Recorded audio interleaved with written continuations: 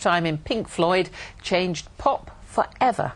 But he turned his back on stardom to live quietly in Cambridge until his death earlier this year.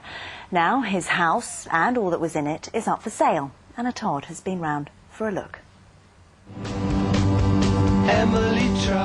Syd Barrett was a musical legend. He was Pink Floyd's first creative force, but left in 1965 after just one album.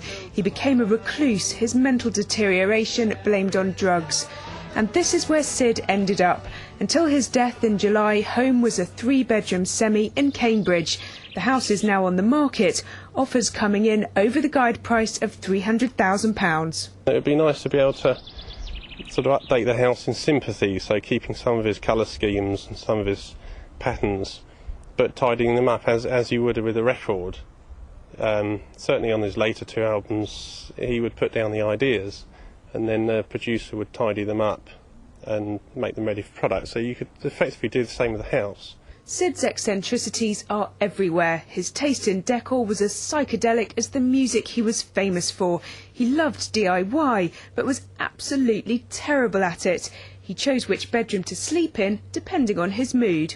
This rather unremarkable living room is the place where Syd Barrett used to pursue his passion for painting. And like many artists, once he'd completed something, he then destroyed it. But there were a few of his works that did survive.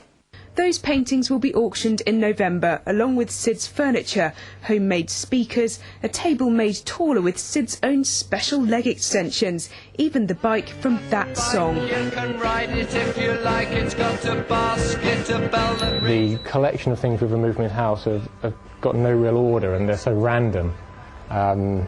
It's very difficult to sort of glean anything about what was going on inside his mind. It's the most unlikely rock star's home you're ever likely to find. The collection is impossible to value, worthless without its association. The strange thing is Syd, real name Roger, became ordinary, but his legacy, from his music to his bizarre DIY, is far from it. Anna Todd, BBC Look East, Cambridge.